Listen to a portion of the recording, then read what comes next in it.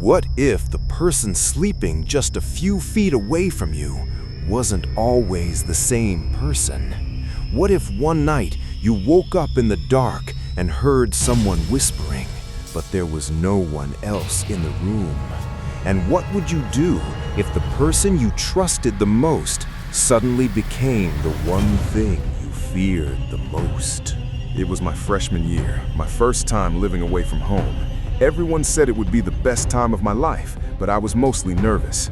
Sharing a room with a stranger felt uncomfortable, like I had no control over my own space. But when Ria arrived on move-in day, that fear slowly started to fade. Ria seemed perfect. She was quiet, respectful, and almost too polite. She helped me unpack without me asking, and even offered to take the bed by the window.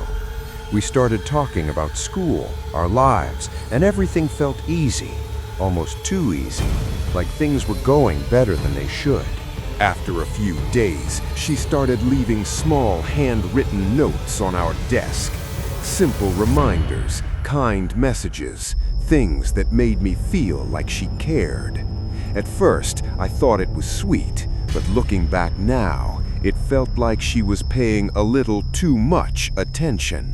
The first time something felt wrong was when she was on the phone with her parents.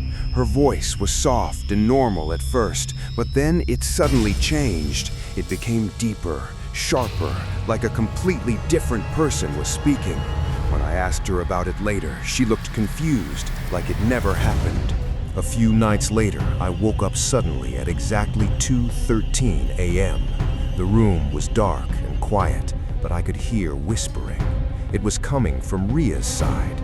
It sounded like she was arguing with someone, her voice changing back and forth. But when I looked over, she was alone, facing the wall. The next morning, she said she didn't remember anything. She looked honestly confused, so I tried to ignore it. But then the notes changed. The handwriting was different, messy, and the messages weren't kind anymore. They said things like, "Stop watching her," and "She's not your friend." Then, small things started happening. My jacket wouldn't be where I left it. My shoes would move on their own. At first, I thought I was just forgetting, but deep down, I knew I wasn't.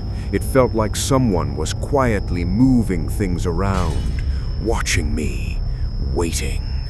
One afternoon, while she was in the shower, I opened her closet by accident. Inside, I saw a photo of me taped to the door. Under it, written in messy letters, were two words: "She knows." My heart started racing, and for the first time, I felt real fear. That night, during a storm, the power went out. The room went completely dark. I was lying still when I heard footsteps slowly walking around my bed. Then they stopped right next to me. I felt someone leaning close, and something cold touched my throat. A voice whispered, "You weren't supposed to find out." When the lights came back on, she was standing over me, holding a knife, her face completely empty. And in that moment, I understood something terrifying. Sometimes the person you live with isn't just one person.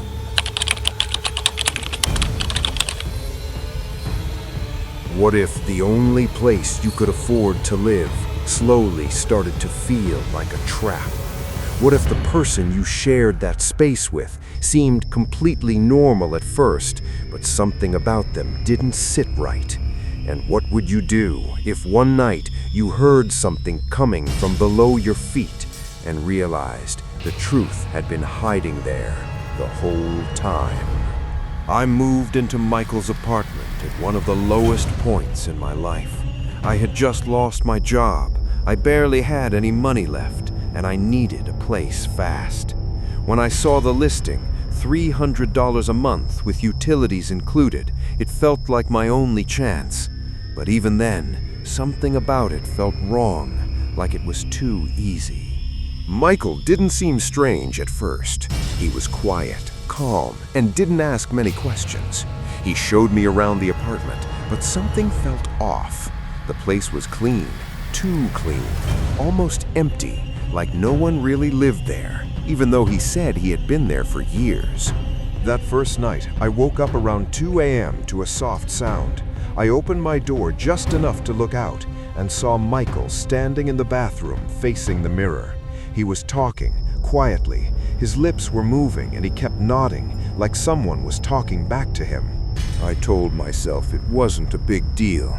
Maybe he was on the phone or just thinking out loud. But the next morning, while we were drinking coffee, he looked at me and smiled. Then he said something that made my stomach drop. "You should watch more quietly next time." I tried to act confused, but he just laughed and said my door makes noise when I open it. Then he added something else, something I couldn't stop thinking about. He said they all make the same mistake at first. I asked him what he meant, but he didn't answer. Over the next few days, I started noticing a locked door at the end of the hallway. He told me it led to the basement and said I should never go down there. His tone changed when he said it, more serious than before. But at night, I could hear him unlocking it and going down. One night, I woke up again and heard that same sound. The door unlocking, his footsteps going down the stairs. I tried to ignore it, but I couldn't. Something inside me kept pushing, telling me to find out the truth, no matter what it was. I slowly walked down the stairs, trying not to make any noise. The smell hit me before I even reached the bottom. It was strong, something rotten. When I looked down, I saw him kneeling on the floor, talking to something covered with a tarp. Then he pulled it back, and I froze. I ran back to my room and called the police. When they arrived, they found everything, the truth he had been hiding for months. And when they took him away, he looked at me and smiled. Then he said something I'll never forget. "Thank you. I needed someone to see." And that's when I realized he was never trying to hide it. He was waiting for someone like me to find it.